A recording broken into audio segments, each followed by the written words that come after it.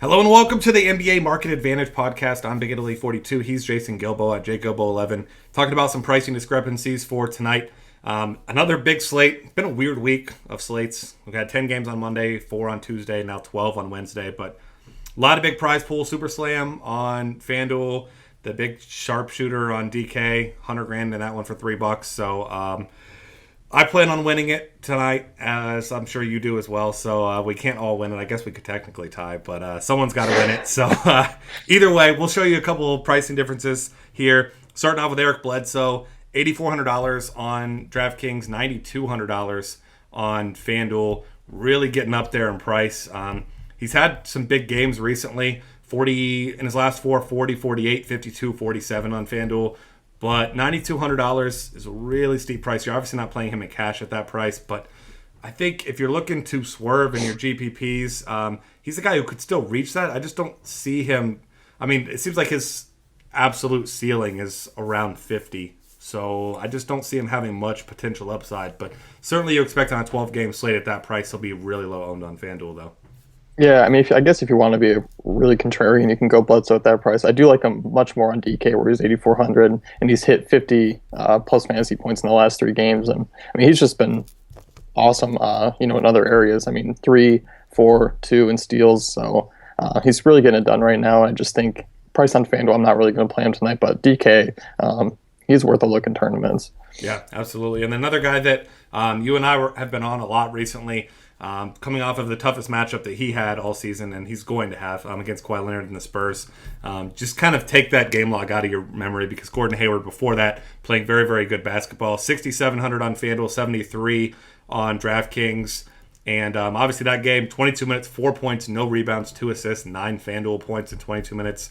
Spurs also were up by more than 40 points by the time the starters got pulled. So you didn't really have much of an opportunity to do much either.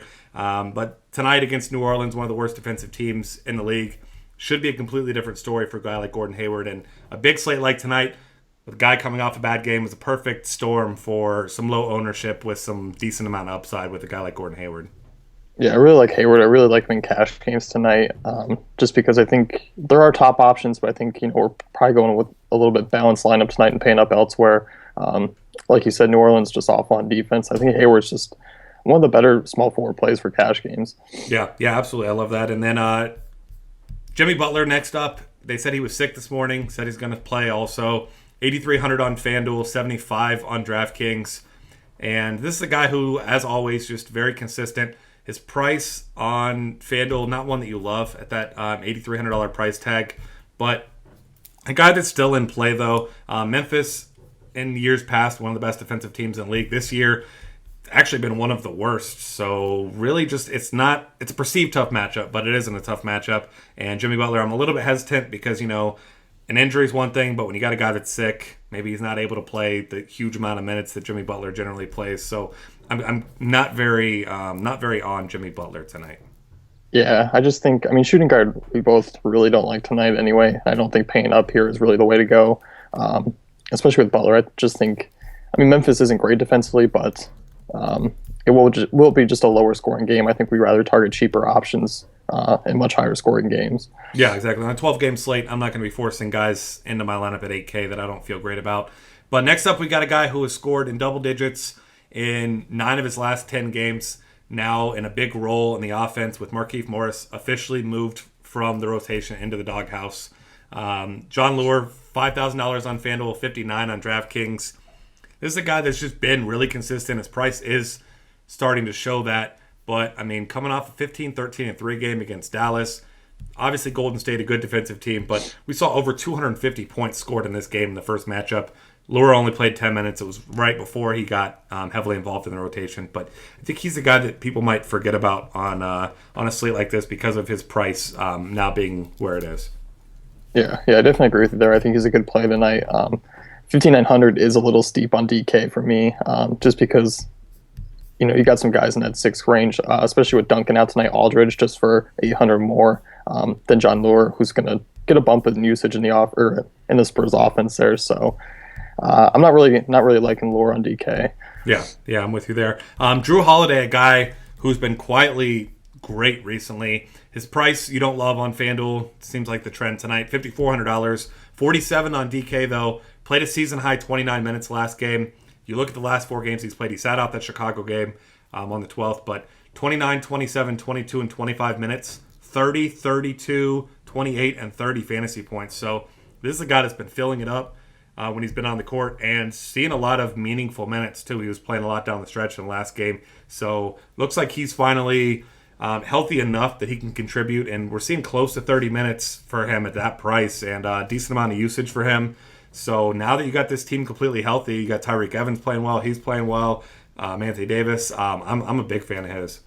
Yeah, I definitely agree there. I mean, he's been a really solid play, especially for low value, and starting to get a bump in minutes where he's closing in on 30, getting pretty close to that range. And I think coming off the bench has really helped him a lot too. He's kind of the more focal point when he goes that route.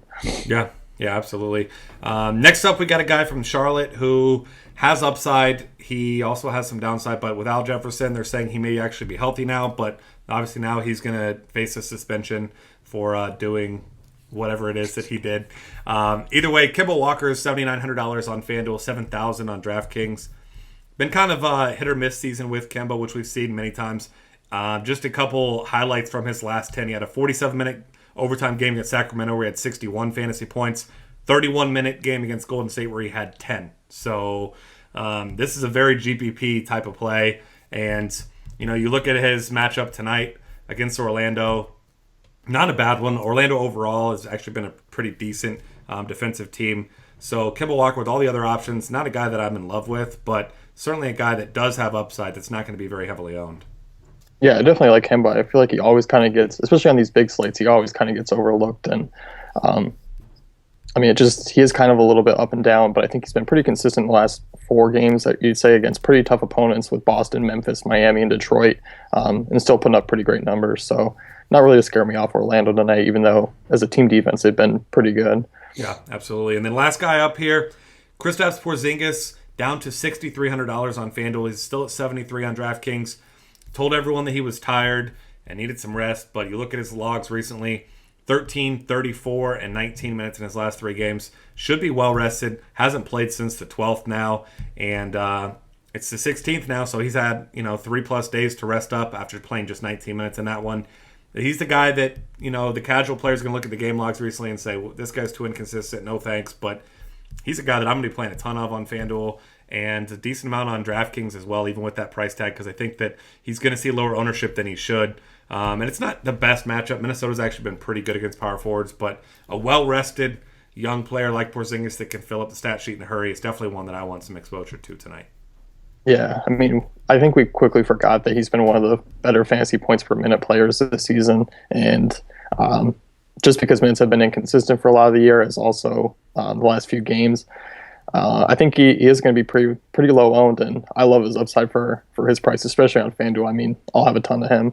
Yeah, he should be a popular play there tonight. But like we said, recency bias, big slate, certainly going to keep that ownership lower than it probably should be tonight. So that's going to wrap things up here for us for the Market Advantage podcast. Find us on Twitter at DF Cafe. Subscribe to this YouTube channel and check out the rest of our NBA, NFL, and every other content at dailyfantasycafe.com.